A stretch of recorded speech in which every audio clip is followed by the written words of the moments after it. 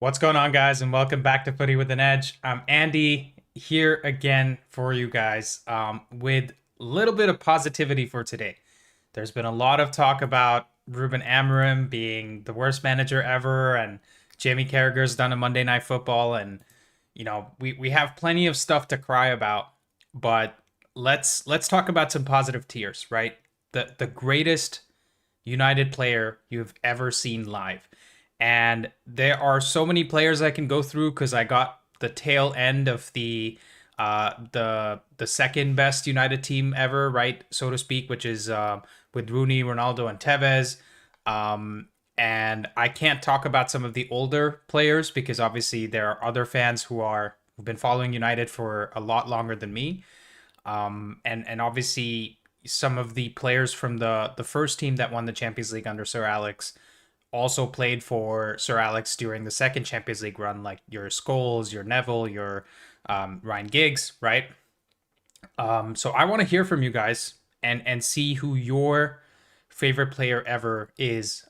One that you have actually seen live, whether it's at the stadium or whether it's actually just on TV, because not every single one of us actually lives in the UK, right? I'm wearing my United Adidas top right here, and I have never actually seen a game at Old Trafford live, believe it or not. I've only been to Old Trafford once, and that's where I got this little beauty right here. It's a ball signed by all the current players, and I also got myself a scarf right here.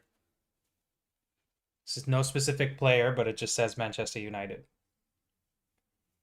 Right? So I love the club, much like you guys, and I have gone long and far to be able to get to Old Trafford, but I was there on a Wednesday. So I didn't get to actually see a game as much as I would have liked to, but I still got to see the museum. I got to see the history. There's this really nice portrait of Sir Alex made with all the trophies he's won, I believe, with like threads going between it, if I remember correctly. And yeah, it was an amazing day for me, but unfortunately, I haven't been able to see a game live. But I have seen a lot of them, at odd times. I grew up in India, so waking up or sorry, staying up super late to catch games just to get some of that positivity, just to watch some of that success for my club, and then doing the opposite when I've moved to Canada, which is uh, getting up super early to watch the games, right? So it's uh, it's very interesting because we've had a very successful history, but it's been downhill for a long time. So I want to hear from you guys, right? Like, who are your favorite players of all time, and definitely the ones that you've been able to see live, because I think that's a little bit more interesting, right? Because we can all just say like, oh, George Best, Bobby Charlton, and say those were the great times and the best players we ever had, but I think this is interesting. So let me just uh, let me just go through this article here where they've actually ranked the greatest 25 players ever and see if any of these catch your eye and you actually feel like this resonates with you, and then we can get some callers into the show. If you're joining the stream now, the link to the Discord server is pinned in the chat. So please make sure you like the video, obviously, and also you join the Discord server to get your thoughts in. And you can join the waiting room and just wait there, and I'll pull you in when it's your time. Cool. So number 25, we have Ollie. 366 appearances. Obviously, a killer in front of goal. Number 24, we have Patrice Evra. 379 appearances. He was a great left back. Obviously, he was part of that. Was he? Yeah, he was part of that Champions League winning team, right? In 2008, has to be. And Michael Carrick, obviously, how much could we use somebody like Michael Carrick right now in this team? Let's not go there. And then David Beckham, Super Dr says, "What should Man United do in One Request? Start live watch along. Would love it." Yeah, I mean, I can definitely consider it.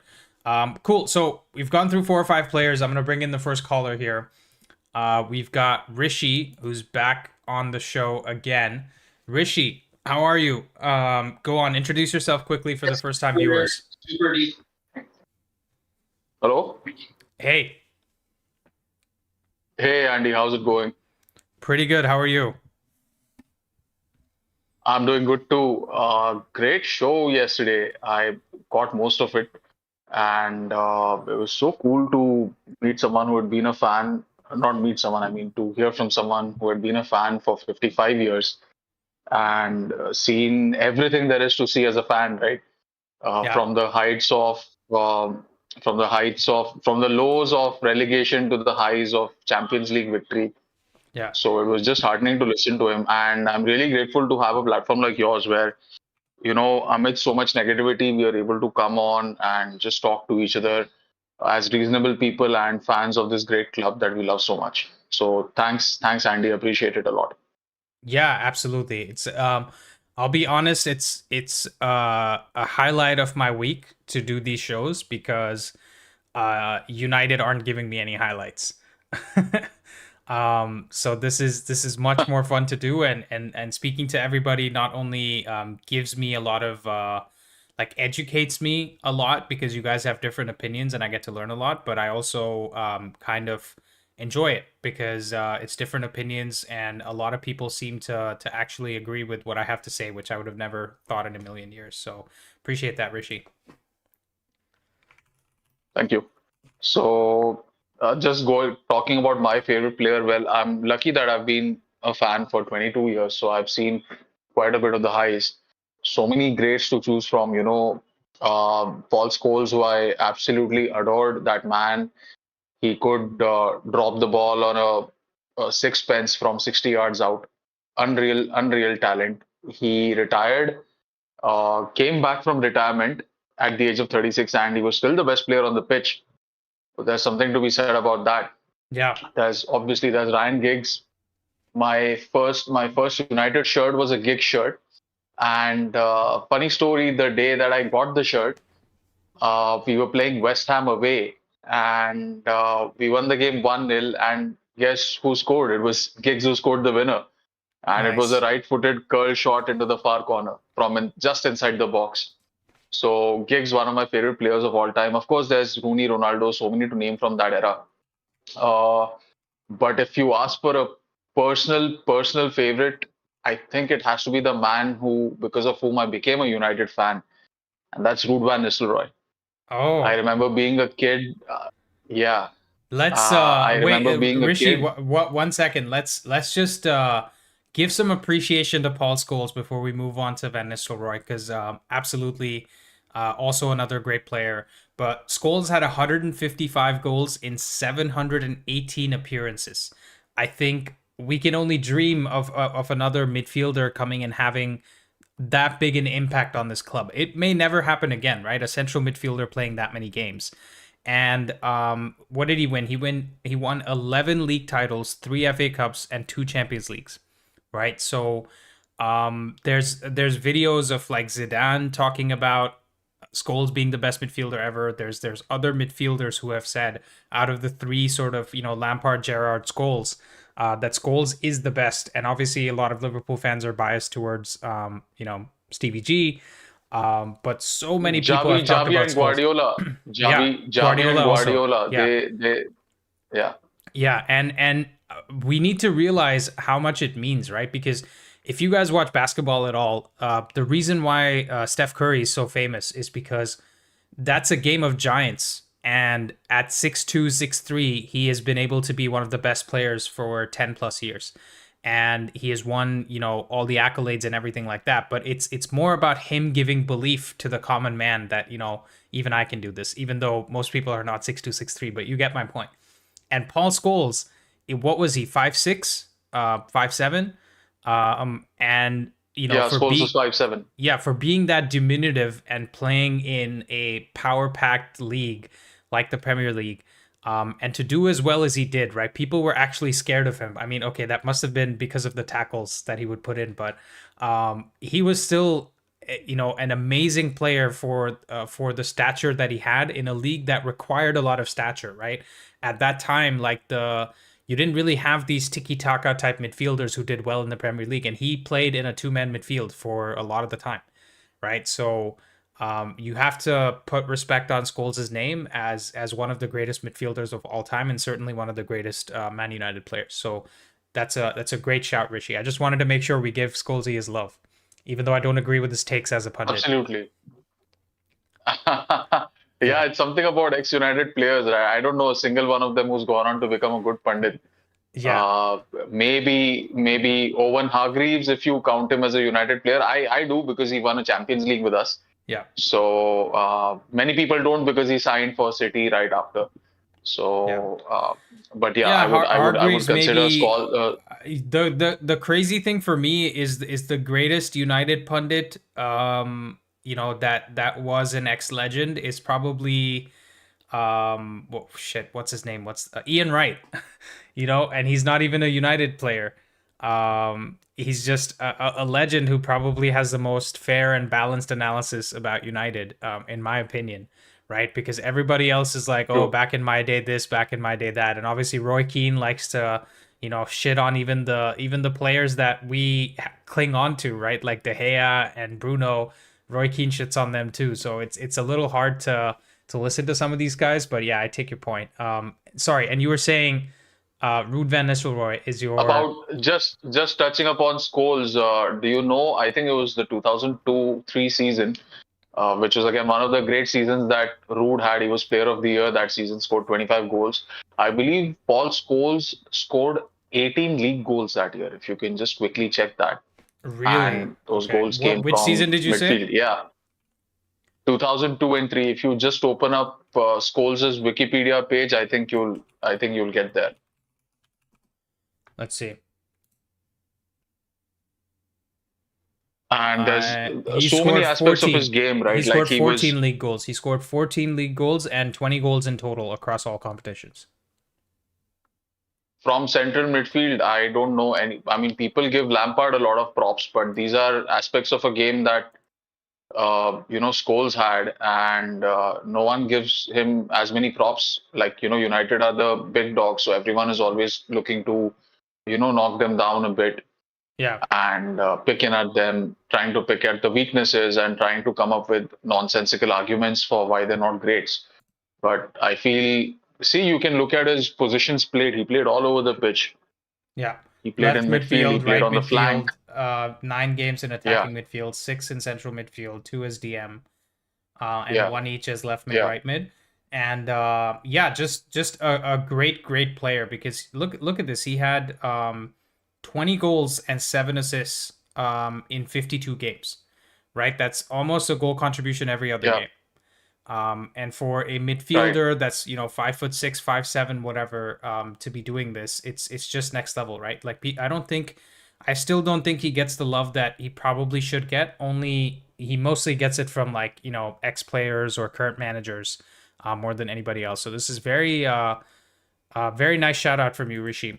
Go on. You were talking about Ruud van Nistelrooy being your next one. Yeah, so it's funny that Ruud is probably the my favorite player of all time because he's the one who got Oh me shit. into United. I Sorry, I have there's a fire alarm in my unit. I'm gonna mute myself. You continue, Rishi. Hello,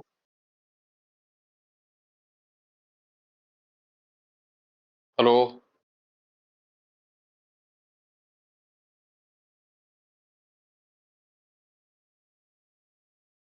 Andy. I can hear you. Hello.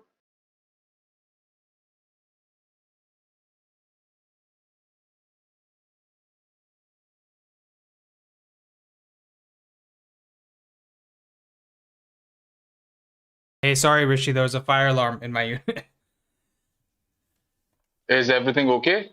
Yes, for now. We're good. We're good. Go Okay. for it. Do you need to take some time off? No, no, no. I'm good. I'm good.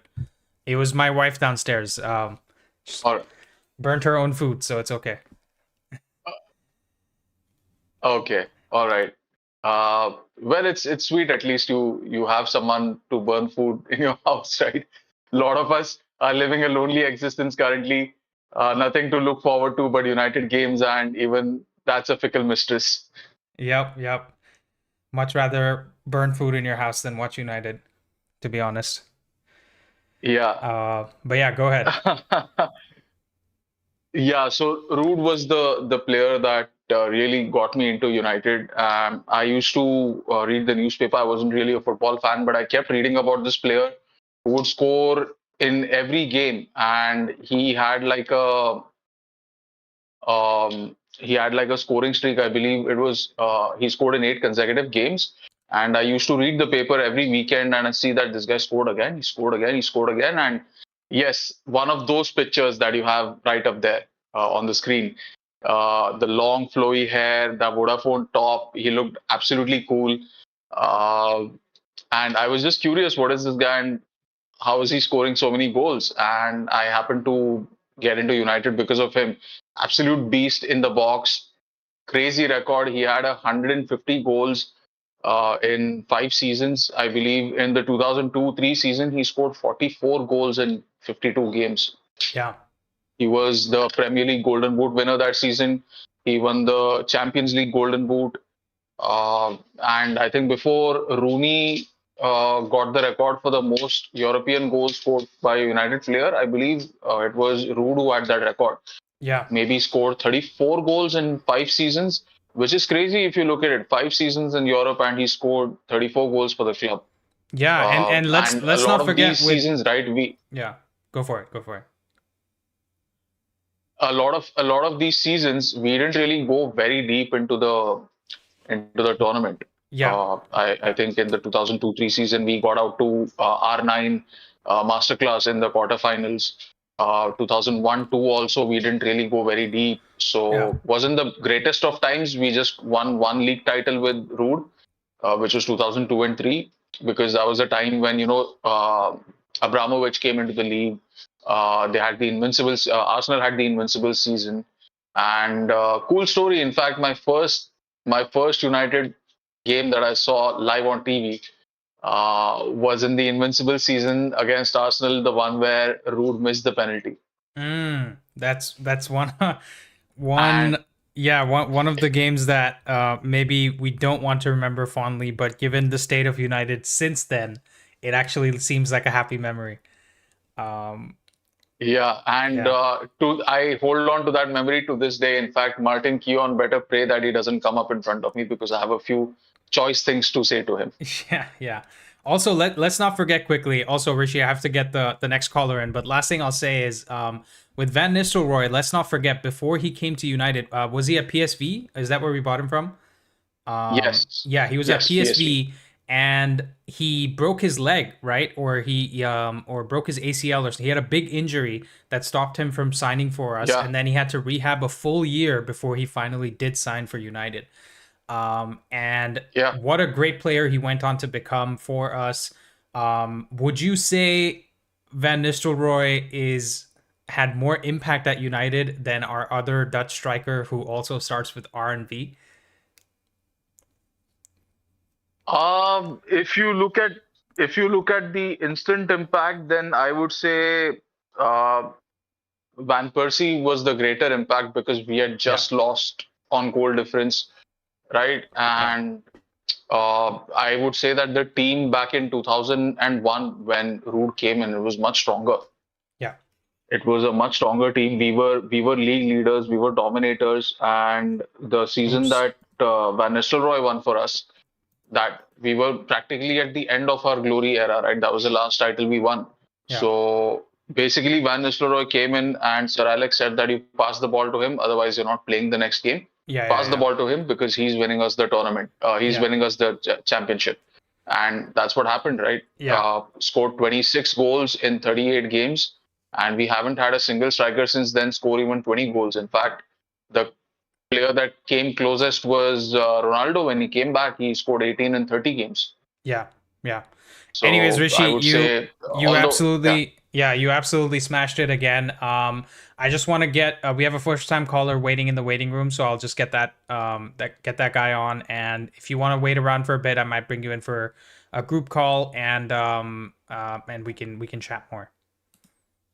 yeah, thanks so much, Andy. And may I just say before I leave, Yeah, some of the biggest creators out there, what they do is they just regurgitate the news and repeat the same thing over and over again. And whenever the atmosphere again around the club gets tense, that's all that they keep repeating over and over. And I don't want to name any names, but you pretty much everyone, I guess, can guess who I'm talking about.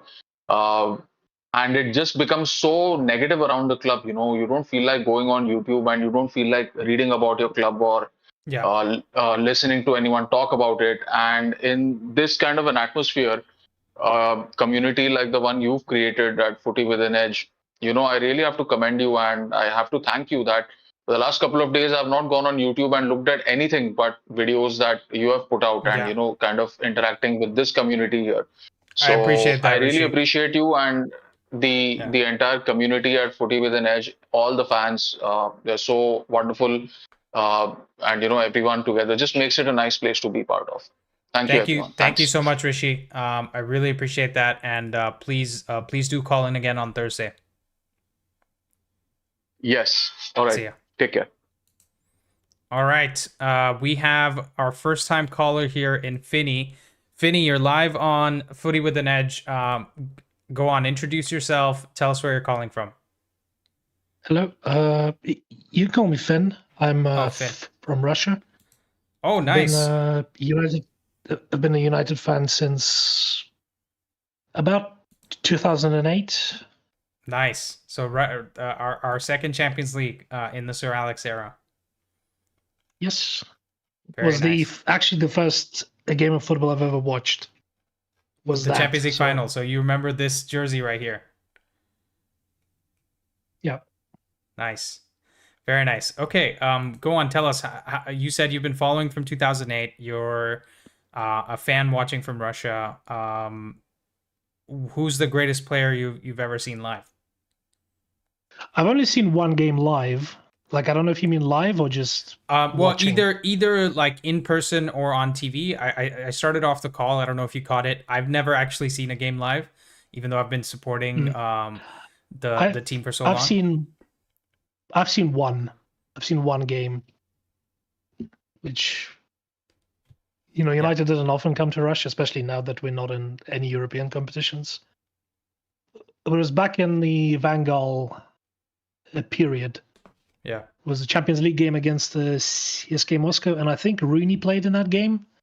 So he would be probably the best player I've seen live in person. Nice. Yeah, I mean, because I've just looked up the lineup, and the other players who've played in that game were not all that great in the grand scheme of things. That is. Yeah. So you watched United versus Moscow. Which year was this? Good question. 2015, probably 16. I'm not sure. Oh, okay, yeah. That was like the tail end of what's 2015, I think. This is the tail end of Rooney being actually good, and I think that was a 1-0 victory for United. Yes. Yeah. No, it was a 1-1. Okay. I've pulled up a game on my screen here from 2015. Maybe I have the wrong one, but yeah. I mean, Rooney. It's go for it. It's from October 21st, 2015. Interesting. Let me just see. October. United versus CSKA Moscow.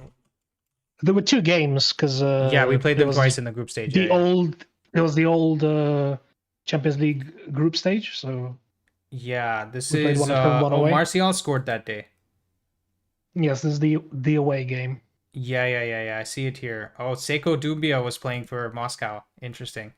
He was. And Schweinsteiger was in midfield. By the way, funnily enough, the only United player I've ever seen live is Bastian Schweinsteiger, because I watched him for Chicago Fire in Toronto against Toronto FC. But he wasn't playing for United. He wasn't, but that's as close I've gotten to watching a live United player live, unfortunately. Yeah, go ahead. So tell us, what do you remember of Rooney from that day, and is he also one of your favorite players of all time, or I mean, he has to be, just by the virtue of being the top goal scorer, but also like what he's done. Yeah. Like, I don't know if I'd put him at the very top, but like he's up there. He's in the top 5 probably. Yeah. And if we're talking like not in the ambiguous greatness, but if we're talking in pure quality of the player, he's really up there. Like especially at his peak. Yeah. Like at one point of his career, Rooney was basically unplayable, and like on the same level as Rooney and Ronaldo. Like at one point, but then the drinking, the rest of it, and he never quite lived up to what he could have been, I think. Yeah. Yeah. I think he could have been one of the best players in the world, and yeah, absolutely. He didn't take care of his body, and what I would say is, I don't think there's ever been a young player who's come onto the scene and scared people as much as Rooney did. Right? He had that fear factor. And I didn't exactly see him come onto the scene because I only started watching football in 2008. But yeah, I've seen the videos of him playing at the Euros, playing at the World Cup for England, and like at that age to be that good, it's pretty much unheard of. And yeah, I'm not sure I've seen it since then. Maybe Yamal, but even even then, maybe not quite at that level. Yeah. I think Rooney, the best way to describe Rooney is like bull in China shop, right? Pretty much. Yeah. He would just bulldozer his way through teams, and what his Champions League debut for United, or his full debut for United, was in the Champions League, and he scored a hat-trick. And I think the anniversary of that was just a few days back, because I saw some stuff on social media. And he was just, there's that clip of Rooney getting into an argument with the referee, and then 3 seconds later just scoring like the greatest volley you've ever seen. Against Newcastle, I think it was. Yeah, and it's just, he just had that fire and that passion in him. And recently, obviously, we had the video yesterday where we talked about him not essentially feeling connected to this club anymore. He said he doesn't know what's happened to this club. He doesn't know where this club is going, and he doesn't know what needs to change, but he's clearly in pain by watching this club, right? Well, and you can imagine, like, you can't blame him. Yeah, that's exactly. You can't. How most of us feel. Yeah, because I'm not even that connected to the club. Imagine if I had played for this great club for 13 years, had been its top goal scorer, and really understood what it means to wear the shirt. How bad I'd be feeling watching these lot, go in, week out, and just shit the bed, right? So I think I wasn't gonna do this so early into the show, but because you mentioned Rooney, this is clearly my favorite player of all time as well, and the player that I've seen that's also been the best when I've seen him. And I have this scarf. He goes by the name of Wayne Rooney. You can't really see it because I can't go far enough back, but it basically says he goes by the name of Wayne Rooney, and easily my favorite player of all time, even though I did watch the tail end of Ronaldo, because I kind of became, okay, you can see it now. It says he goes by the name of Wayne Rooney. And yeah, so I did catch the tail end of Ronaldo, but just the style of player that Rooney was, that, he was willing to do everything on the pitch. And obviously he was doing a lot of adverts with Nike at the time as well. And there's that ad of him in training where he goes into goal, and he's also the goalkeeper. Right? A goalkeeper, yeah, I remember. Yeah, and it's just, they used to say in training he used to do that quite often, because any position on the pitch, like if we could have a team of Wayne Rooneys right now at his same stature and height and everything, I think we would win every single game, right? Because at the very least in attack, like in the later stage of his career, he was basically an attacking midfielder, not quite a forward, or a winger. Mm-hmm. He transitioned into like a central midfielder, more of a central midfielder role. Yeah, because he had a really good kind pass of the role as well. I saw him in, like when I started watching, he wasn't quite that player as he was in his youth.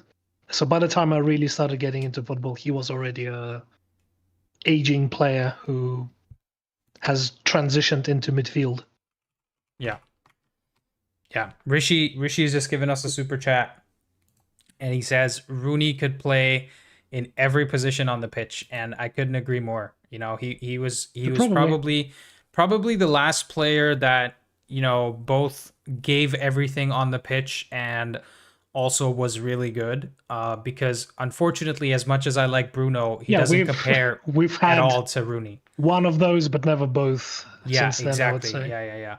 Because Bruno has clearly been the best player since Sir Alex, and there's no doubting that. But he doesn't hold a candle to how good Rooney was, unfortunately. No. But And yeah, Bruno's also playing in a shit team for he is. 5 years Yeah, now, so he is. Which sucks because I think people talk he can about only Scott. do so much. Yeah. Like, there are things I dislike about Bruno, but like, can you blame him really when he's had to carry this fucking shit team? Let's be honest, Yeah. on his back for 5 years Yeah. and not amount to much, like 2 FA Cups, Yeah. League Cup, or Europa League. Yeah, That's it. I hear you absolutely. Listen, if I had to go in order for the best players I've seen live after Rooney, I would probably say Robin van Persie next, and then after that Bruno, because Van Persie just did some amazing things at United. First of all, he came in from Arsenal and won the league in his first season. Like, how banter is that? That he It's great. he relates to United more than he does Arsenal because he obviously never won anything, and he said this many times as well. And then that amazing goal where Rooney passed it in behind and he shot it on a volley into the back of the net. That was an amazing goal. And also the 2014 World Cup where Daley Blind puts in that cross for him and he does the Flying Dutchman header. That was I was also actually watching that game with a friend, and I was like super excited that, first of all, we had Van Persie at the club at the time, and Van Gaal was coming in that summer after the World Cup, and I was really excited of what he could do, but obviously, never really worked out for him. But like at the time, it seemed quite exciting.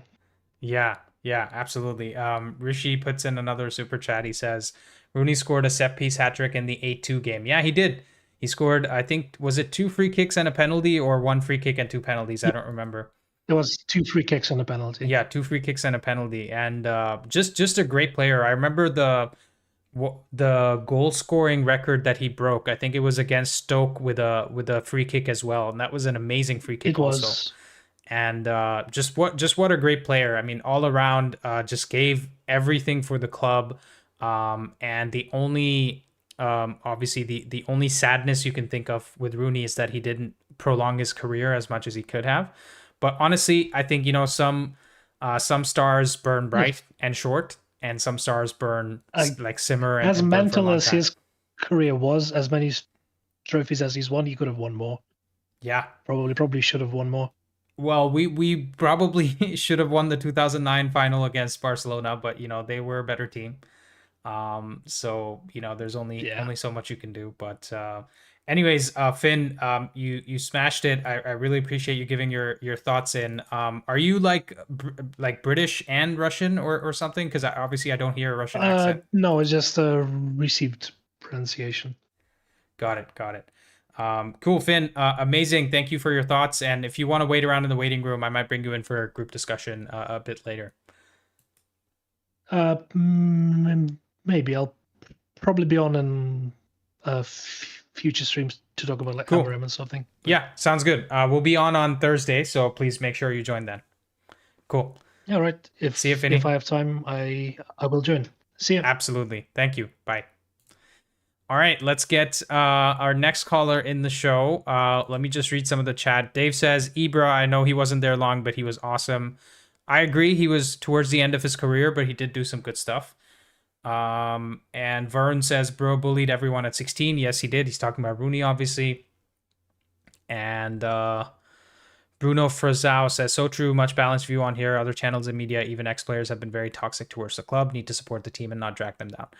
I agree with you, Bruno. You know what it is? It's more to do with the fact that they need to say stuff to stay relevant, right? And everyone wants to listen to Roy Keane when he speaks because he was such a great player, such a great captain, and there's no denying that. And so they're trying to prolong their own careers and make money and get views and stuff like that.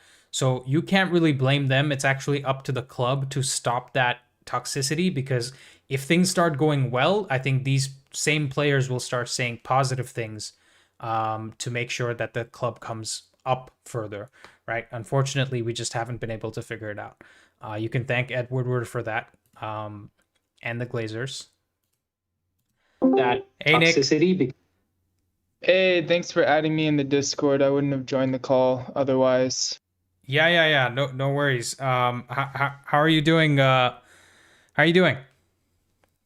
Doing good. I was actually just sending out some job applications. So this is a nice break from that. Yeah. You said you're still in school, right? Yeah, I'm a senior right now. Nice. So you're graduating this year, next year?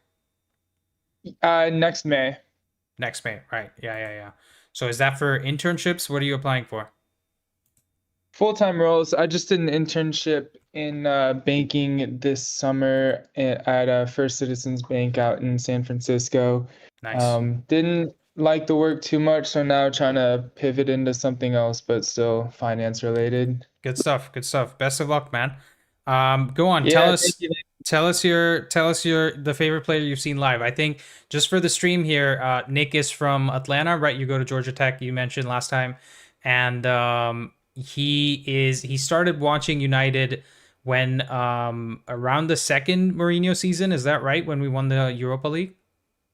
Yeah, it's interesting. I distinctly remember watching the United Liverpool game where United like scored an early goal. I think Lingard scored, and then we just parked the bus and Shaqiri came on and like scored a double to win it. Okay. And so that was around the time I started watching United. Okay, let me see if I can find that game. Liverpool versus United. Shaqiri, 2 goals. 3-1. This is in 2018 though. Let's see. That sounds about right. Yeah. I remember lockdown games and everything with Ollie. Yeah, so Liverpool played Salah at striker, Firmino behind him, Mane right wing, Keita left wing, Fabinho, Wijnaldum, and then Lingard scored in that game. We were playing Lukaku, Herrera, Matic, Rashford on the left, Dalot on the right. Interesting, super cool. So as a fan who's been supporting us since like whatever 2017, 2018, who would you say is the greatest player you've ever seen? Yeah, I mean, I feel like there's only one answer here in Bruno. It's been the only like consistent quality player. I feel like with players nowadays at United, they'll have like 1 or 2 games or at best 1 good season, and then they just live off that with the fans. Bruno's been the only one who's been consistently good. I did really like watching Martial play when he was good on his day. I mean, he was just an unbelievable joy to watch. Unfortunately, I don't know if it was just position or him being surrounded by not so good players, but didn't work out unfortunately. And also got to watch Pogba. He was also a joy to watch, and unfortunately we just couldn't support him either. So I've definitely seen some quality cool players play for the club. It's just unfortunate that we can't just like have multiple players all play well at the same time for a prolonged period. Yeah. Interesting points, right? Because for me, okay, Super DR says, without money, you will not look at the comments. Strange comment because I have been reading all the comments, pretty much. But anyways, and I just read your comment too, so kind of disproves your point, doesn't it? But I would say, look, since around the time you started watching, right? You could argue that maybe Ibrahimovic could be thrown into the mix, right? You could say Cavani had some really good goals in some games where, I actually felt something because I think we had the Europa League semifinal under Ollie where we beat Roma 6-3 or something. Yeah. Right, and Cavani had like 2 goals in that. There was a game against Southampton where we were down 1-0 and Cavani scored 2 goals to help us win the game. So we had bits and pieces of quality, but unfortunately both Ibra and Cavani had their best years at PSG, not at United, right? And You could say Paul Pogba had overall his best years at Juventus, not really at United. So that's a little bit of the problem, right? Even Lukaku, like, don't get me wrong, I was excited when we signed Lukaku from Everton because I was like, this guy seems like a Premier League ready striker. But obviously, his first touch and the style that we were playing, the fact that he played most of his games for Mourinho, all of that really made him struggle, right? But like, is So it a Bruno, coincidence these yeah. players have their best seasons away from United, and then once they join United, they just seem to drop off? Because Pogba came back to us. We bought him back from Juventus, and I think he was like 28, which is like prime age for a No, midfielder. no, he was younger than that. He was younger. He was like 23, Okay. 24. Yeah, yeah, yeah. He was very young When because we bought him back. he left United when he was very young. Let me see. Paul Pogba Oh transfer wow. marked. So I don't think it's a player issue. That's the thing. But also, it's like, yeah, it's hard to pinpoint down Yeah, he exactly because Lukaku joined United when had a he was great. 23. Okay. And he left United when he was 19. So he spent 4 years at Juventus, then joined United, and then he left United back to go to Juventus when he was 29. So he was here for 6 years between 23 and 29. He gave us his prime years. The issue with Pogba was he had some gaps in his own game that didn't help him out, right? Like sometimes he would want to be on the ball for too long, and that would lead to us losing the ball and getting counterattacked.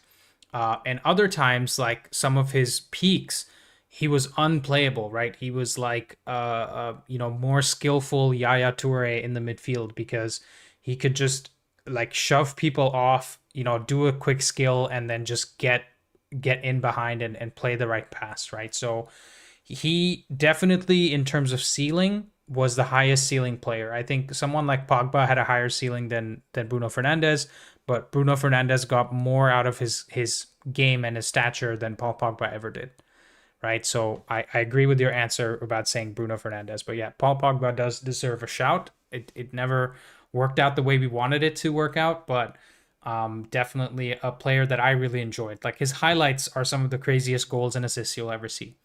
And there was this game, I don't remember which one it was, someone in the chat can remind me. There was this game where he got past like two or three players on the right wing, and then just got into the box like near the touchline and put in a ball for someone else to score, and that must be one of the greatest assists I've ever seen, at least live. So any other players that come to mind, Nick? Yeah, super fortunate to watch Cristiano play for us towards the The tail end second of his time. career. Yeah. He definitely served us really well for the first like 2 seasons. A lot Yeah. of people like were criticizing him for, not pressing, yada yada yada. But I mean, he was putting the ball in the back of the net, which 18 that's a goals. striker. 18 goals in the season, which is still our highest since Van Persie, I think, in the league. That's crazy. And so yeah, you can't disagree with that. Bruno Frazao says Roy Keane can say what he says, but it's his persona, but others need to pipe down. But how any of these pundits have achieved anything as a manager? They talk the talk and act like they know it all.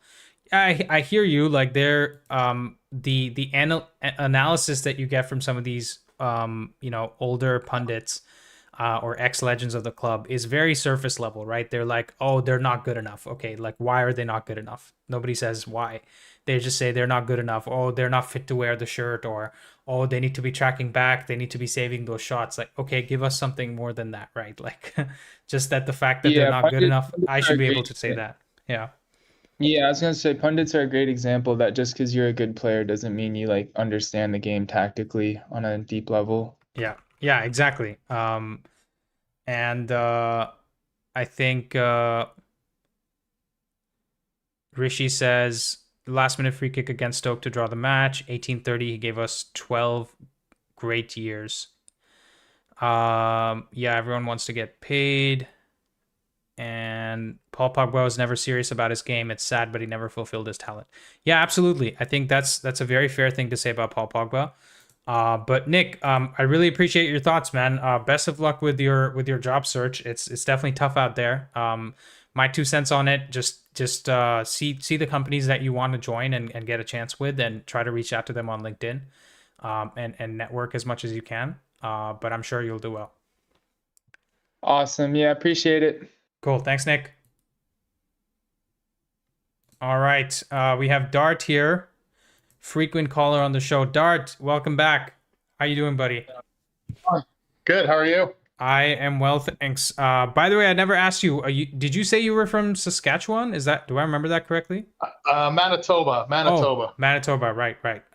Is it Winnipeg? Where are you from in Manitoba? Yeah, Winnipeg. Nice. So you like it cold? Well, that's debatable, but I've only been to Winnipeg once, and it was like peak winter, like must have been February or March, and I remember it being so cold. I landed in the at the airport. A friend of mine picked me up because he was actually driving back to Toronto from Brandon, Manitoba, and he met me in Winnipeg. And then we drove for 3 days to get back to Toronto. And I just remember it being so cold. We parked outside a Denny's that was near the airport, and just walking to the Denny's was like a nightmare. So I'm sure it's great in the summer, but you won't catch me there in the winter. yeah, that's the time to come is in the summer for sure. Yeah, exactly. Anyways, go on. Give us your thoughts. Greatest player you've ever seen live, whether that's in person or on TV, because obviously not all of us live in the UK, Right. and we don't get a chance to go there. Have you actually ever seen a game in person? I haven't actually. I had a few opportunities because we used to have an official branch of the Manchester United supporters group, so it was actually easier to get tickets in Winnipeg than it was to get tickets in the UK. Because we would just make requests and you could get them. So some of our group did go over, but there was intervening variables why I couldn't go on the. I think there was 2 trips they went, and I think they did one to the States too that I couldn't make either, where United had come to the US. So I haven't seen a game at Old Trafford, or I haven't seen any of the players in person.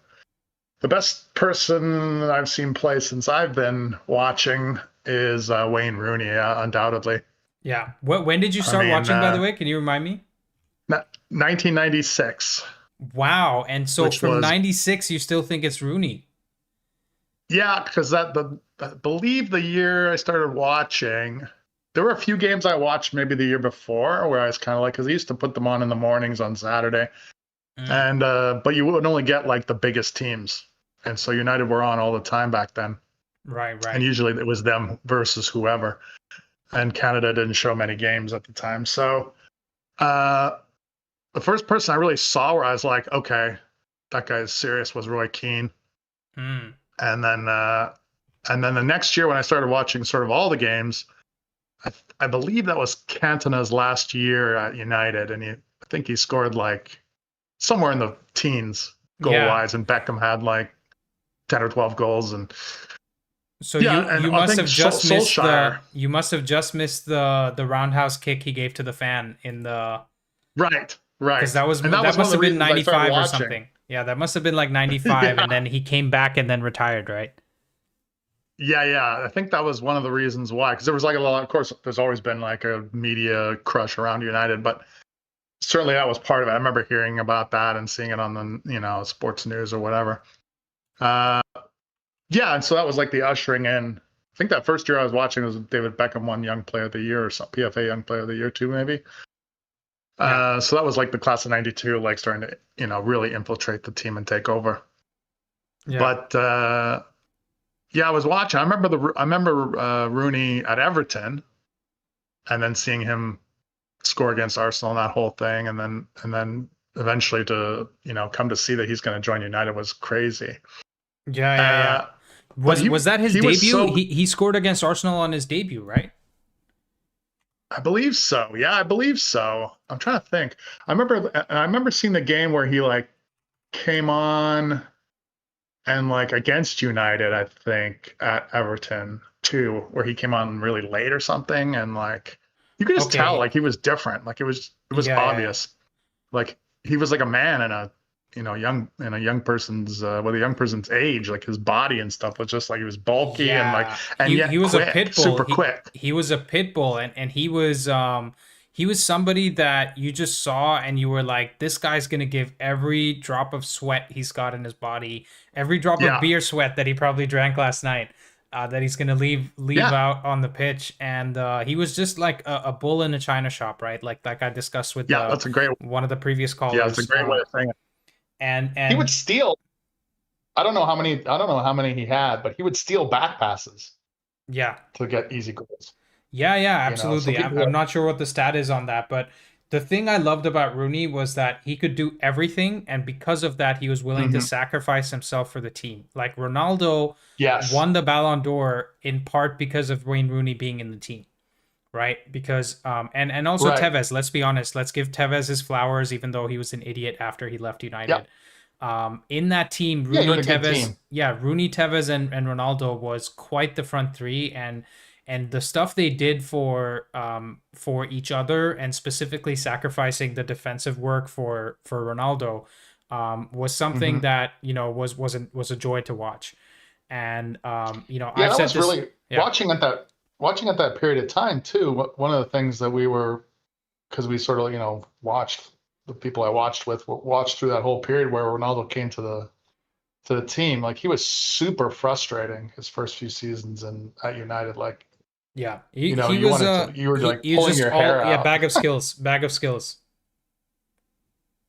Whereas Rooney was like from obviously he's scored a hat trick on his debut, but he was good from the jump street. Like he is already good before he came to United. Basically, he was already wrecking the Premier League to some degree, even in like limited appearances from time to time. But Yeah. when he came to United, it just seemed like he hit the ground running, and he was like one of the best players in the world, just like instantly. Because now he's surrounded by a bunch of older players who are at the top of near or at the top of their game still. And so that really enhanced his career. And it was really that period where he had so many. Like I was watching that Owen Hargreaves interview with Amarin earlier today. Yeah, I he haven't talks seen about how it. there's I like haven't 10 seen it. Yeah.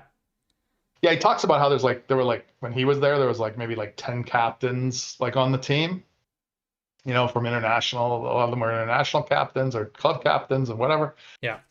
Yeah, and we have like next to nothing of that right now, which is part of the problem. Well, we only had like 4 players leave for the international break or something, right? So we don't even have like international players right now, let alone captains. Yeah. And Bruno, I'd have to say like you probably agree, like since Sir Alex left, like Bruno's the only player we can even talk about, right? Yeah. There's not much else we can really talk about. I mean, some people might say like Ibra, some people might say Pogba, but those guys, Ibra was on the wane. Obviously, he's pretty old, like 35 or something, and then Pogba was, never really reached the peak or the heights that he could have. Let's not forget he won the World Cup for France while he was still a United player, but we never saw glimpses of the same performances for United. No. But then obviously we also didn't have good enough players. That's such a thing to think about too, that like since Sir Alex left, that you can only really talk about like there's nobody else like that. How crazy is that? Whereas you go back just the year before, you have Van Persie, you got Rooney, even at the Rio was still there, and I think Vidic was still there. Yeah. Evra was still there, and then Evra also left for Juventus kind of after we won our last title, I believe.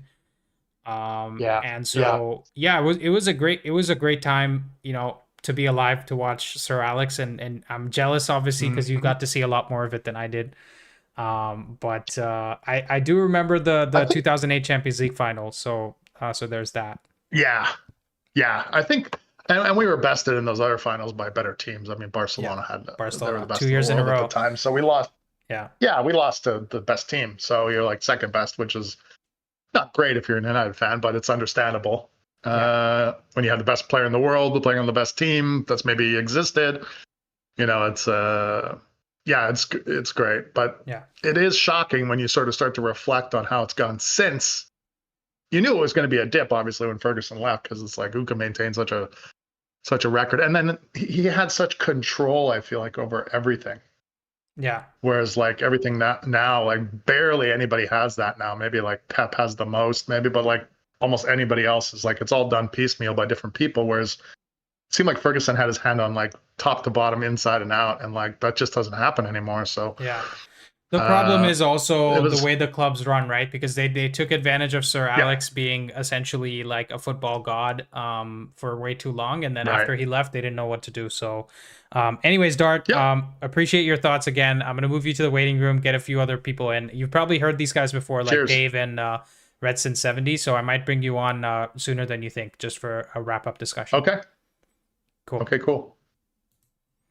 All right, let's get Dave's gaming in. Marcus, I see you waiting as well. I'm going to bring you in right after, probably for a group discussion. Dave, how are you doing?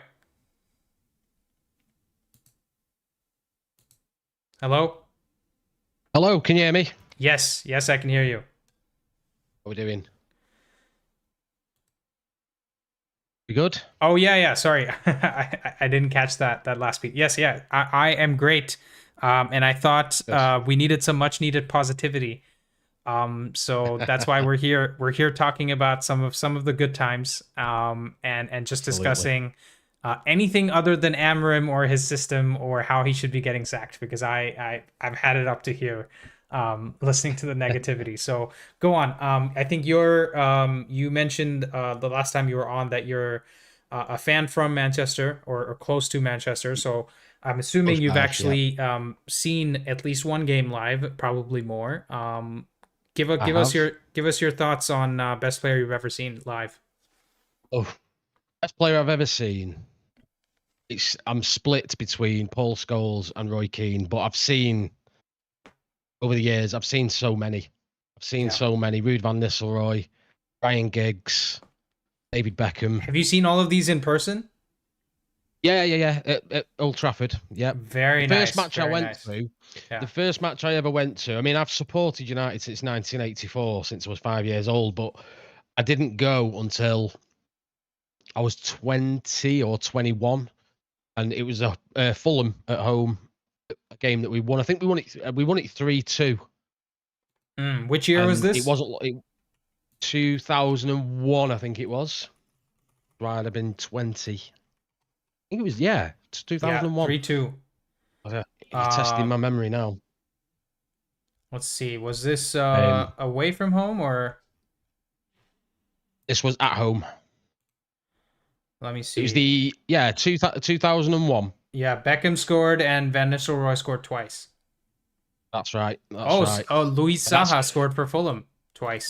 That's when Saha became on Fergie's radar, and also they had Van der Sar in net, which we tried to get Van der Sar before, and it hadn't worked out. I think he went from, was it Juventus to Fulham, which was strange. And then obviously we got, but there was a few in that team. I mean, Steve Malbranck, I always had a bit of a soft spot for, and wondered he never kicked on after he left Fulham. I think he went to Spurs. But yeah, I mean, in that game alone, Giggsy was there, Scholes, Van Nistelrooy, right, Dennis Irwin, one of the best left backs that never gets any respect. Oh, I mean, he has to be easily the best left back the Premier League's ever seen, but just not many people talk about him because he's not in the limelight as much, right? Like Roy Keane obviously talks about him all the time, but he doesn't get the credit that he deserves because he was a two-footed. He definitely doesn't. He's not. If you measure him by today's standards, he's not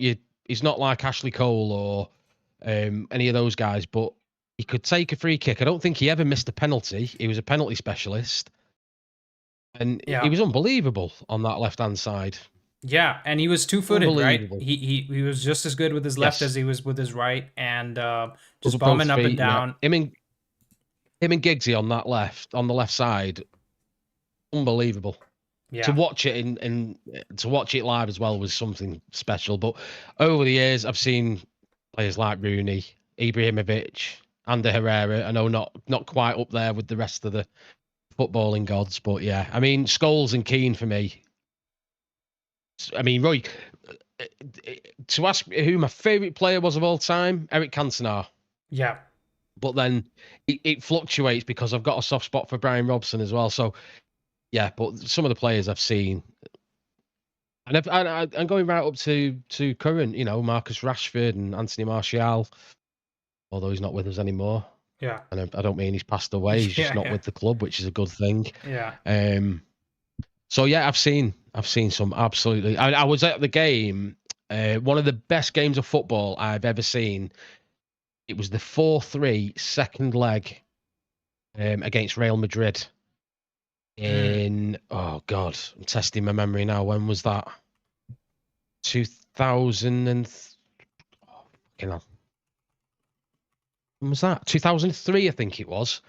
So I saw R9 scored a hat trick, which was unbelievable. He got a standing ovation. Off the Old Trafford crowd. I remember that. I've seen the highlights of that game. Obviously, I didn't see it live, but that was the 4-3 4-3 at Manchester, where Van Nistelrooy they had an own goal and Beckham scored twice. Beckham came on and scored twice. That was I think that was his last game at United before he signed for Real Madrid. Yeah. And he came on. And you say what you want about Beckham, say he couldn't get past players, and he was just a crossing specialist, but he put a shift in that night. Excuse me, was unbelievable.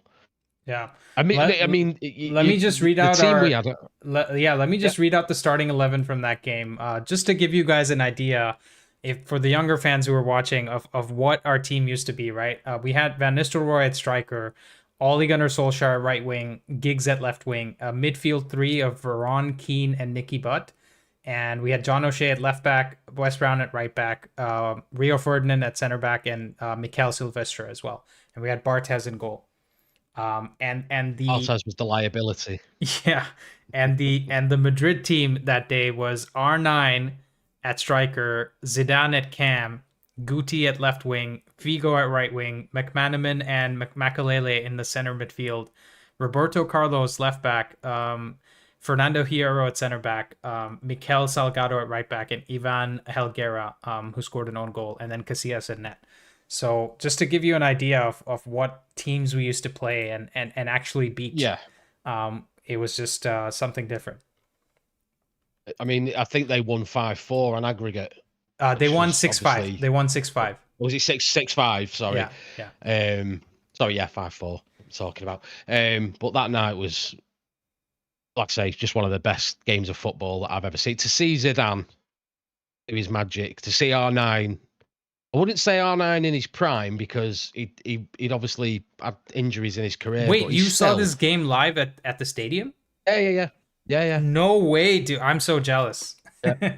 This is one of the best games I've ever been to. Yeah, that has to be. I mean, this is the best game. One of the best games I've seen highlights of. Like, forget watching live, because that R9 performance has been talked about for so long. He had so many injuries that derailed his career, and this was one of the last games where he was like, grabbing the game by the scruff of its neck. He was ripping defense apart. I mean, Ferdinand and Silvestre had no chance when he went through. I mean, he was. If he hadn't have been injured, I mean, I still consider him one of the greatest strikers in the game ever. Yeah. No matter who else. I know we talk about Rooney and Ronaldo and that, but he is the real deal. He was unbelievable. And that night, like I say, the United fans couldn't even be mad at him. Yeah. I'm gonna go watch back the highlights. Obviously, I can't show it to you guys on screen here, but I'm gonna go watch back the highlights after the stream ends for that game, because when you see pure genius, right? Like when what was it? Was it Ronaldo who scored the bicycle kick for Juventus against someone, yes. and they were basically just clapping him because they had seen something that was amazing. You can't, yeah, absolutely. And so R9 doing this in this game was absolute magic. And to just think about the fact that he did that, we remember that game for his performance, but we still won the game, is just amazing. Because if you think about more recent highlights, right, when we beat PSG in Ollie's first season in charge, and then he got the contract. When we had lost 2-0 at home, and then we beat them 3-1, and because of the away goals rule, we went through. And that night was probably the greatest night that I witnessed in terms of remembering it very clearly, because it happened so recently, and it was more of my heyday of being a United fan, because I'm a lot younger as well. And so for me, like, that was an amazing feeling. But the next game we went and lost 3-0 to Barcelona. We just got slapped. Right? So it doesn't hold as much weight as this one, because yes, we lost on aggregate, but it was still you've got quarterfinals of the Champions League, and we lost to one of the greatest Madrid teams of all time, right? Because some of the names I read off there. But also, you've got to remember as well that back in those days, I mean, I know they've changed the structure of the Champions League recently, and they've made it a knockout table. But back then, you was in your first group league of 4 or 5 teams. Then you went into a second one, and then obviously you went into the knockout stages. And I think on that road to the final, I can't remember how many teams that we won against that would absolutely spank us right now. We were beating teams like Juventus on the way to a final or a quarter-final or a semi-final. And some teams we beat twice along the way. Yeah. Oh, yeah. His performance in that game was, again, another. And Roy Keane, he's so self-degrading when it comes to that, because Fergie said, he was the best player by a mile in the world on that day, and he covered every blade of grass, and Roy Keane shoots it down. I was just doing my job. Yeah. No, absolutely. And you can see why Roy Keane is so dismissive of all the players now, right? I mean, as much as it doesn't help and it's not really constructive criticism, you can't blame the guy, because what more do you want from him? Like, he's been one of our greatest players, our greatest captain for sure. It comes from a place. It comes from a good place. Yeah. Sometimes you think, and he's passionate as well. That's the main thing you can say about the guy. And also he's been in the dressing room. He was a serial winner when he was a player. Yeah. And it must be heartbreaking to see what the club that he led to so many league titles and to a Champions League and FA Cups and all this sort of stuff, and all from a mentality. It was obviously Fergie, the boss. You had Alex Ferguson and David Gill in lockstep. If Fergie went to David Gill and said, right, we need to sign this player, David Gill would say, okay, and write the check there and then. Sometimes it worked. Majority of the times it worked. Sometimes it didn't work. The passion in the dressing room. We had the class of '92. Obviously, they're all local lads. Dave, I have a question for you, and I might have forgotten already. Did you say you watched United? You've been watching United since '84. Yes. I have a surprise for you, because I don't know if you caught the last show, but we have somebody waiting in the waiting room that's been watching United since 1970. And he's in the waiting room. Marcus, you're live on Footy with an Edge. It's nice to have you on again, but I think Dave here is a United fan who lives in Manchester as well, and he's been following since '84. Oh my God, I'm jealous as hell. Yeah, exactly. Yeah, but you've been supporting them longer than me. Well, yeah, I have, but I mean, you've seen some classic games. Like that 2003 game is just monumental. It was brilliant. Honestly, it was. Do you remember how much the ticket cost, in regards Dave? To football? Oh no, I don't go through normal channels for my tickets. You can either be a season ticket holder and you can be put in the pool of Champions League. I just go through friends. So I think it was 60 quid, or £6 being slang term for £1. So it was £60. Right. I've only been to Old Trafford once, and that was 19. It was Jose Mourinho was still manager. Right. Oh yeah. And we were playing Newcastle, and we went down 2-0 in the first 18 minutes, and he pulled Eric Bailly off. And we ended up coming back and winning. It was when Jose was like on the rocks, like he might have been fired. That might have been his last game. Right. And we came back and won 3-2.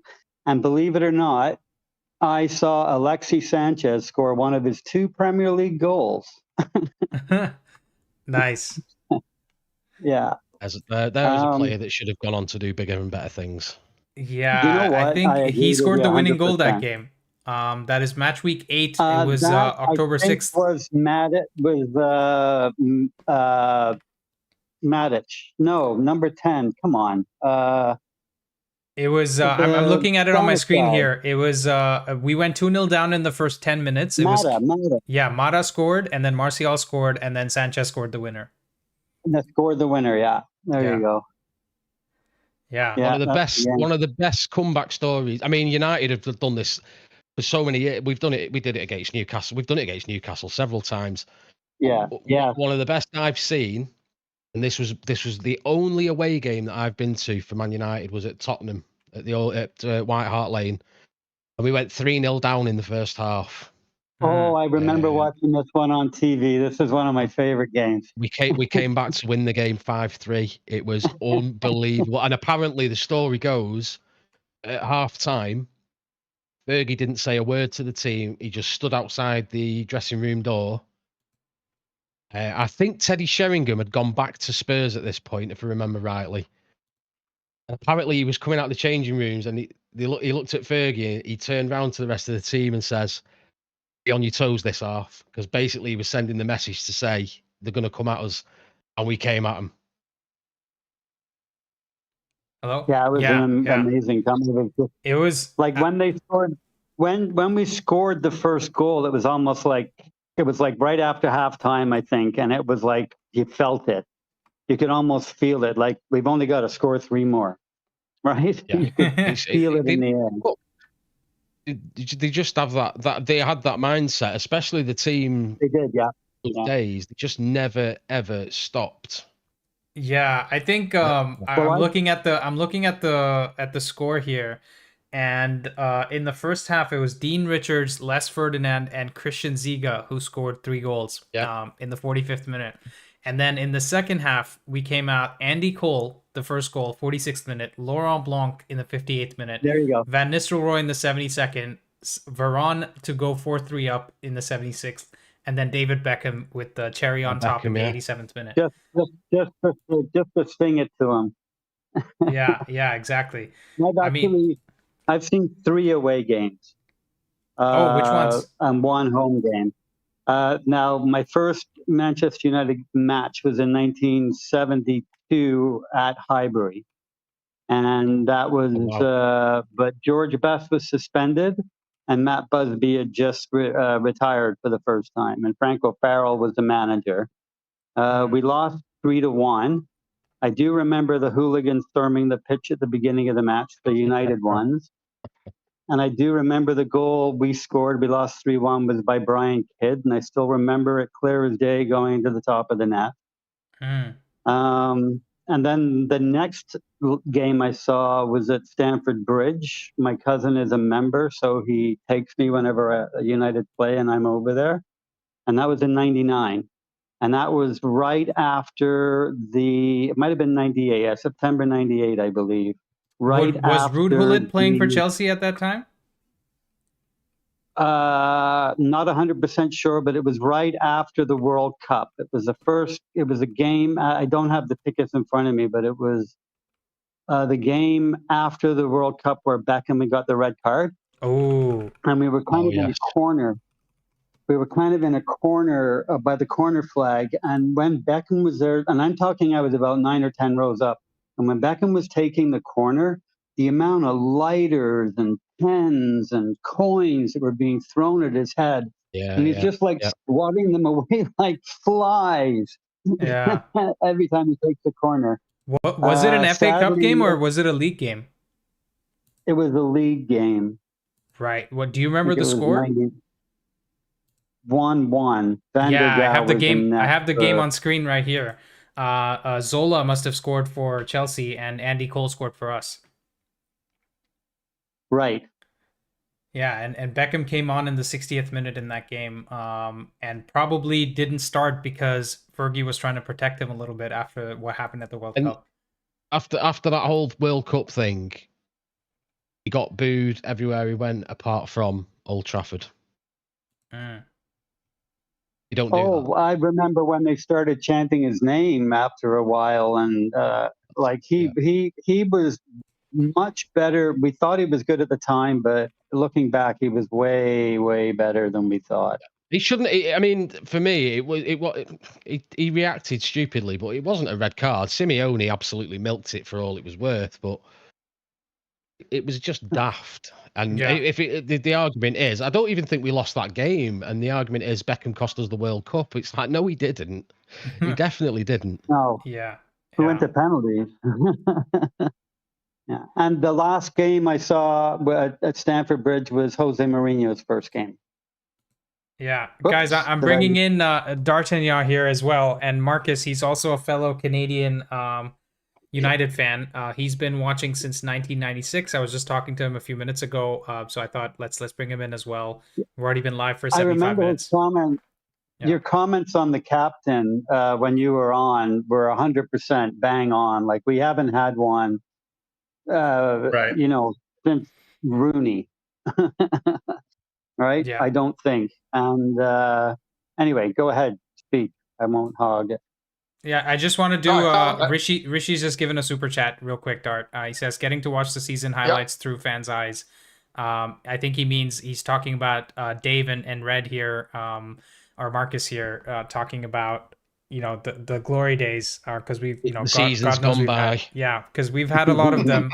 We've been very spoiled, right? I think, you know, and maybe you guys can give your thoughts on this. I think the reason why United has historically had the classiest fans is because we have dealt with such good days for so long, and we've been taken care of by Sir Alex so well that we still kind of feel like, you know, that's the way we behave, right? Regardless of how bad it gets, because we still clap at the away end. Do you know what else it is for me is we went, and I think Gary Neville mentions this on a couple of sort of documentaries that he says and interviews that he's done.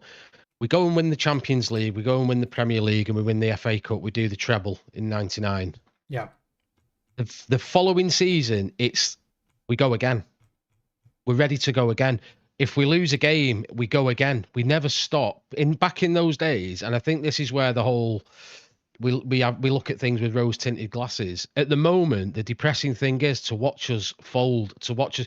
If we go out and play a team, whether it's Arsenal, Chelsea, Liverpool, whoever it is, and we get beat, for me, it's not getting beat, it's how we get beat. If we get beat 2-0, 3-0, and we get outplayed, but we put the performance in, fine. But when we fold and don't change, and I'm not going to bring Amarim conversation into this and bring it down, but refusal to change against opposition that are outplaying us, that's the frustration. And that's where I think Roy Keane's frustrations come from. Yeah. There doesn't seem to be a desire there. So, yeah, reliving the glory days, it's a nice thing, but that's where this passion comes from, and the need for us to do well. And at the moment, we're just not there. I want to hear from you guys. Adjust as opposed to change. Adjust in game, not necessarily change. But absolutely, adjust. Yeah. I don't think he does that well enough. Yeah, I think one of the things I see is not the thing that seems to me, just from looking at it, you know, pushed back a bit, trying to step outside being a United fan. When I look at Amarin's reactions to things as they're happening during the game, it seems to me that he's almost like in disbelief that these things are happening. Like, you know, like he is like, I can feel it. I can feel that kind of I've had that kind of frustration before. I can see him like exuding that, and obviously he wears his emotions on his sleeve for better or for worse.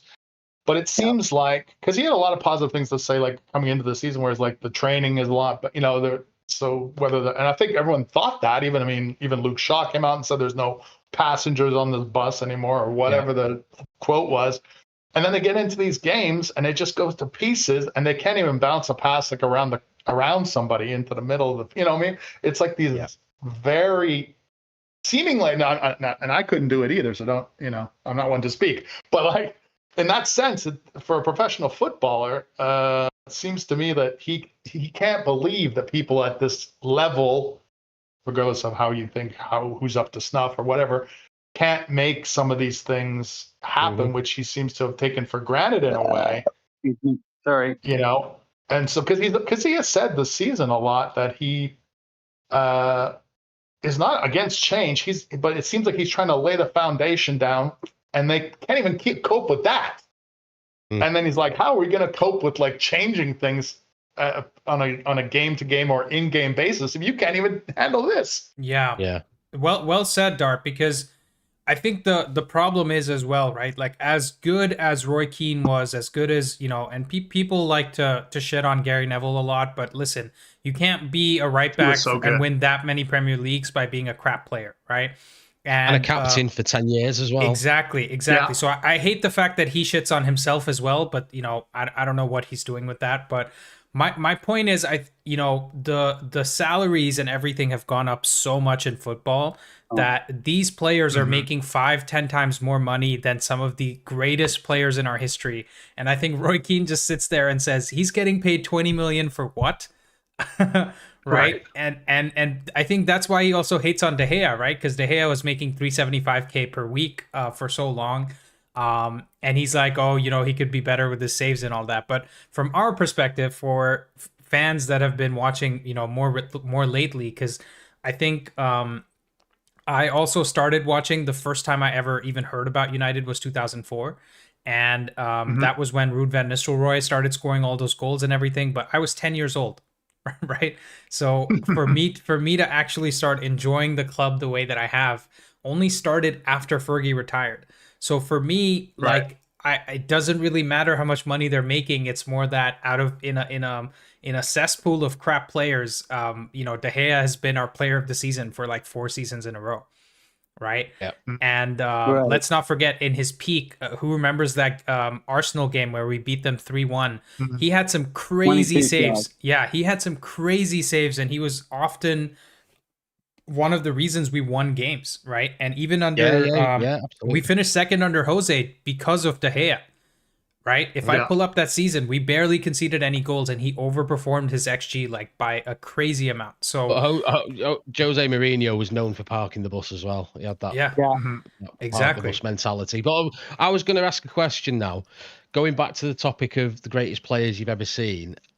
Although I never saw him live, do you think, or any of you think players like Scholes, Cantona, even Roy Keane would fit in not just a Man United team, but a Premier League team in today's game? I think Scholes and Keane. Yeah, I think they all would. I think they would. Players are quick. The only players that might struggle, in a sense, in playing in the same way that they did, might be some of the slower wingers that we had, right? Because if you look at David Beckham, for example, his goal was, kind of cut on the inside and play the early cross. So he would be more of a central midfielder in today's day. He wouldn't be a right winger. I mean, Beckham, he did play central mid for a couple of games for United and also at Real Madrid. But the traditional 4-4-2 winger is out of the game now because no one plays a 4-4-2. Yeah. But Giggs could still work as a left winger because he was very fast, right? Yeah. The only thing is with Beckham, he was not as quick, so he would have to play more. He could actually do what Trent did, right? Which is play from right back and put in crosses, or play from central midfield, like the right central midfielder in a midfield 3. And just really quickly, because I brought up Jose's second season, we scored 68 goals that season and finished second on 81 points, but we conceded only 28 goals, only one more than league winners in City, and that was all because of De Gea. What's that? Was that 2020? No, it was 2017-18. Oh, okay. Yeah, and that was easily one of De Gea's best seasons. And we have another fan waiting here, so let me just bring him in because we'll probably end the call in the next 10 minutes. So let's make him feel included as well. Lanray, you're live on Footy with an Edge. You're here with Dave, Dart, and Marcus. Lanray's a fan watching from. He's a Nigerian fan who's watching from the States. Go on, Lanray. Give us the greatest player you've ever seen for United. Greatest player I've ever seen. Come on, guys. We all know it has to be Cristiano Ronaldo. Come on, guys. Come on. There's no other person. Like, it's not even close. Yeah. But judged by, I'd say after the post-Fergie era and, us going downhill, I'd like to shout out some people. I know he had a peak of like one season, but in his heyday, Adnan Januzaj was so beautiful to watch, man. I thought we had the next Ballon d'Or winner. I thought we had the best Ballon d'Or winner. I'm sorry. He was just wonderful for that one season, man. But then maybe mismanagement, maybe you know, youth got to his head. It kind of went downhill for them. But I think I don't know who was saying D'Artagnan or someone maybe, but Yeah. De Gea, it's De Gea. Post Fergie, the best player we ever had is De Gea. 100%. Some of the But saves he was brought made. in by Fergie. Sorry? He was brought in by He Fergie. was brought in by Fergie, though. Yeah, but post The best Fergie, signing all those post times. Fergie. Our best signing post Fergie, jeez. It was Alex tough because Zlatan was there. Did you say Alex Tellez? No, I please did. no. I thought he was amazing. I thought he was awesome. And I thought Beckham ruined his... Beckham, listen to me. Rashford ruined his career by not passing to him when he would run by him. Rashford never passes to any left backs. It's just not in his game. But exactly. Post Fergie, I'm still probably. Bruno, because we've had a down spell, but some of the things Bruno's done in the United shirt, man, Jesus Christ, nasty things to nasty different teams, and he's just he's been the best of a bad bunch, but he's been the best of a bad bunch by a mile. And 100%, I agree. There's a marked difference from when Bruno came in. Post Fergie, post Fergie without Bruno versus post Fergie with Bruno. I think for those, couple seasons where everything was gelling, we played so good with Bruno. But obviously the Glazers being the Glazers couldn't improve the team in any way, and everything just fell apart as usual. Yeah. So last season, if we didn't have Bruno last season, relegated. Could have been relegated. Absolutely. He had 18 goals and 18 assists, right, last season, or something like that. Yeah. Yes. In a team like ours, them numbers are elite numbers. Dave, my question to you on that is, though, if Bruno Fernandes, who is our creator, has more goals than the entire front line, I see a problem. Well, back then it wasn't hard, was it, with Rasmus Højlund, who couldn't hit a barn door? Well, he never passed to him, though. I saw lots of games. Bruno tried the Hollywood pass instead of the open pass. You had Garnacho, who advertised that he was going to take a shot for 3 days, so he was closing down and blocking it. Rashford was forever trying to take people on and do his little flurries and flicks. Oh my God! And just run into players. You put 3 men on Rashford, and you've got us beat. Anyway. Correct. So I don't want to talk about our problems again, but I think everything everybody said. Going back to Bruno, taking it to the point that it's not even Bruno. Taking it back to the point that we've always been a team of individuals ever since Fergie left. That's the problem we have. That's the problem we're going to keep having. Not only a team of individuals, but a team of moments as well. We have flashes and moments. Because that's the only thing individuals can do. Moments. Yeah, guys, I'm gonna drop a bit of a hot take, okay? And I know it's not, I'm not looking to get canceled here, so please stay patient with me. But one of the best finishers. No, hold on. Let me land. You'll see where I'm going with this. But for whatever reasons it didn't work out, and obviously I'm not gonna sit here and litigate them. But one of the best finishers I've seen since Sir Alex left was Mason Greenwood. And that boy had thunder in his boots, and obviously it never worked out for reasons outside of football. But some of the things I saw from him got me so excited about the future of the club. And then obviously the luck that we have, for a player that plays for us that has so much potential, something like that happens, right? But I think the luck. I felt like we had struck gold when we discovered Greenwood. Yeah. Have you ever seen a 2-footed striker with both legs? He was something else. Like with both his feet, the way he would find the side netting with every single shot, and that was something I haven't seen in such a long time. Yeah. That front line of Rashford, Martial, and Greenwood, I thought we were back. I thought that was it for the next 5-6 years. I thought we were going to run over everybody. If obviously the Greenwood hadn't have gone through what he went through, I won't mention any more than that. I think we'd have had a very different United than we see now, because unbelievable player, unbelievable. I'm not going to. It's like anything. I'm not going to knock his talent for what he did, or what he didn't do, or what he alleged, or whatever. But his talent it was there for all to see. He had his England career ahead of him. He was better than Phil Foden, by the way. He was better than Phil Foden.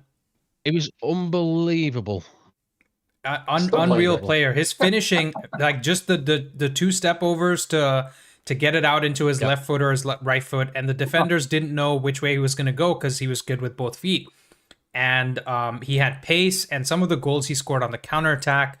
That link up between, like Marcus said, it wasn't just about Martial, Rashford, and Greenwood. It was also the fact that Bruno was in that team, and he was providing goals and assists for all of these guys, right? So I think that was Bruno's best period as well, when in his first 2 years he was having like a goal or assist every game.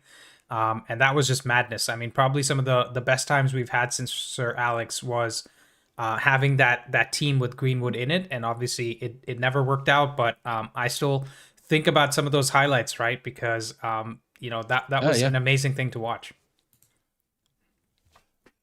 Yeah, I mean, at the end of the day, he's also playing really good for Marseille right now, and I guess wish him the best. But it's just United is too big of a club to let a player like Greenwood come back in, regardless of if whatever situation happened, who's right, who's wrong, if they've settled it.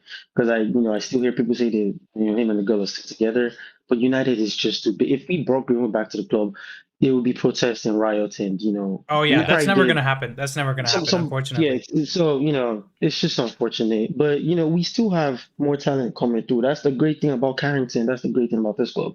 We have Maino, we have Sekou Kone, we have James White, however you say his name. We have JJ Gabriel. Like, there's still so much to look forward to, I think. Hamilton on the right is a good player. Timmy Thwaites, my God, and some of the free kicks he takes is incredible. Yeah. We also got that kid, Orozco, right? We bought that kid, that Colombian kid, Orozco, who can come good in a few seasons. Imagine if Orozco comes out to be a better player than Caicedo for 10 times less the money. Every Chelsea fan would have to bow down to me every time I walk past for the rest of their life. I'm just going to say that. Yeah, I don't honestly believe that United were told 100 million from Brighton, to be honest. They were told there was no price on it. And I think United went in with like a $50-55 million bid, and they said no. But I think the 100 million is BS. It's based on Caicedo. Yeah. Is this for Carlos Baleba? Yeah, Baleba. I think he's talking about Baleba. Yeah. I think we'll go for him in January if it's still if well, depending what happens with Amarim, we don't know, but I think January, because the midfield needs fixing. I think Baleba is someone out that could fix that gap. Yeah. Absolutely. All we need basically to get through the season is a decent 6 if we can get through it. In Baleba's performances and watching Anderson and Wharton. Yeah, if we can get Anderson and Wharton for 100 million combined instead of getting Baleba, easy buy. That's never going to happen, Lanre. That's never going to happen. Each of those players are going to cost 100 million. Yeah, each of them are going to cost 100 million. We're never going to get both for 100. Anderson is so good, man. Yeah. Anderson is great. I think the thing. Ineos has set a 65 million cap apparently on their signings. That was according to Ratcliffe at first, so I can't see 100 for. So naturally, we're gonna go give 65 million to Napoli to get Scott McTominay back, right? That's what's gonna happen. Do it. Do we have a sell on that? We can get a discount. Yeah. No, we're the discount. We're gonna overpay. That's how United roll in. We're like the Saudi sheikhs. Paul Pogba. Yeah, exactly. And then we let him leave for free again the second time. So, that Pogba situation, I think that's the only thing I hold against Fergie. I don't know if it was ultimately Fergie's decision. And I know Pogba probably still had some growing up to do, but you need to keep hold of play. And even after Fergie's gone, we keep making that same kind of mistake. Look at Alvaro Carreras. Why would a Real Madrid player be saying a United left back that we let go for free is undroppable for Real Madrid. What is wrong with us? Why are we letting some players go for $0? Because some players think, even at that young age, that they are bigger than the club. Paul Pogba was tagged as a problem player by Fergie. He won't have it. We've seen it before, whether it's the right or wrong thing. Not talking about just the young players, but Yap Stam, because of what he wrote in his book. He was one of the best defenders on the planet at the time. Fergie wouldn't have it, no matter how big the player was. Even Beckham, right? He let Beckham go because he was becoming too big for the club, because with Beckham, with Ronaldo, Posh Spice and all that. Nistelrooy, Roy Keane. Yeah, he got the Pogba one I don't right. think Ronaldo was too big for the club, though, if I'm being honest. I just think Ronaldo was a mutual agreement. He wanted to go to Real Madrid. And Yeah, you know, he's Portuguese. Figo, you know. But, I mean. Yeah, 100%, I know. Yeah, I live in Toronto. We got a Portuguese here. So I think so, guys. I mean, first of all of you have smashed it. I think you know, I don't like to get into the top reds argument, because according to the definition of a top red, I don't fall into it because I don't go to the games, and you know, I have a North American accent, and you know, I apparently can't be. That annoys me. Yeah, I know exactly. So, but what people need to appreciate is that there's people all around the world that, you know, give up on their sleep. You know, there's people watching in Singapore. There's people watching on the Pacific coast in the U.S. that have the games come on for them at very odd times. Like, for God's sake, the Brentford game was at 7:30 Eastern time for me in the morning. That means anybody in San Francisco that wants to watch that game has to get up at 4:30 in the morning, right? So how can you say that somebody who lives not in Manchester is not a top red? So my point is, I know the worst thing. Yeah, go for it. The worst thing is, you guys get more games than we get in the UK. Yeah. So I have to use a VPN to go onto a server to watch it in on an American channel. Yeah. Do you want my passcode? Do you want my passcode to my Fubo channel, and you can do it for 3 days? I've got plenty. I find my way. Dave, don't worry. Yeah. Dave, Where there's a will, there's a way. I've been watching online since '99, I think.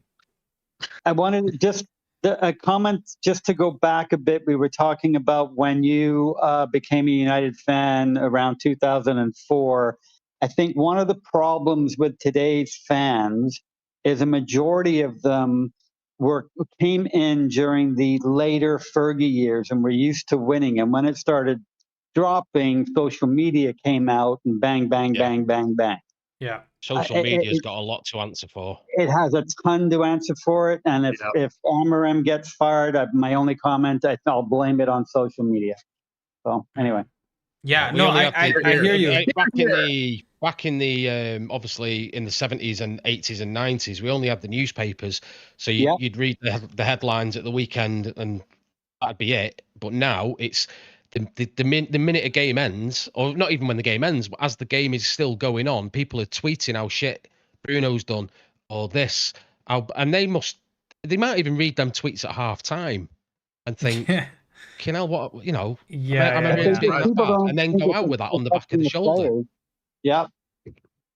I think so, guys. I mean, I appreciate all of your opinions. Obviously, I think this one, we have 7 people watching, all 7 loyal folks that are watching, and I think this topic isn't as as topical for people, because I think most people would still enjoy talking about Amorim and how he should get sacked. And I'm going to be very honest with you guys. It would be very easy. No, I'm just saying it would be very easy for me to just start saying Amorim out, and I would probably get 2 times the views that I'm getting now. Easy way out. Right? And I would actually get more views. Like, it's in my interest to say Amorim out, whether I believe it or not. But my point is, I stay firm on this because, well, first of all, your word is all you have. And my point is, I don't see the point in being negative for negative's sake. And what I appreciate about the 4 of you that are on this call with me right now is that you guys have such diverse experience with the club, and we actually have somebody who's lived in or near Manchester who goes to the games, and we have 3 other people that have nothing to do with that, including myself. So 4 of us that have nothing to do with that, and we still love the club almost in the same way. So I find that amazing, and I find that you 100%. guys come in and share your voice and help me grow this community that is just amazing for me. So I want you guys to know I appreciate you, and I hope you guys can keep coming back, because I look forward to listening to you guys talk and tell me more about this great club. You're here. Yeah, absolutely. All right, cool. Okay. Thanks for your time, guys. I'm going to call it here, and I'll see you guys back on Thursday if you have the time. Awesome. Thank Have a you. good evening, everyone. Guys. See you later, Enjoy. guys. Bye. All right, for you guys watching on YouTube, thank you for sticking with us nonstop. I feel bad for not bringing you on the last time around. We at the end of our two-hour stream yesterday, but you're here today again. You know, just being the absolute beast that you are. I appreciate you so much. Thank you for watching the stream. And you know, we didn't have as many viewers today, but we're not doing this just to make money, right? There's other ways to make money in life. For me, this is about building the community and giving people a voice to share their opinion about this club that we enjoy, and just in general, give their thoughts about how they're feeling and how they can feel a little better about the things that are going on. So we'll be back here on Thursday to talk more about this club. Just a little break for me there in between, and I will see you guys then.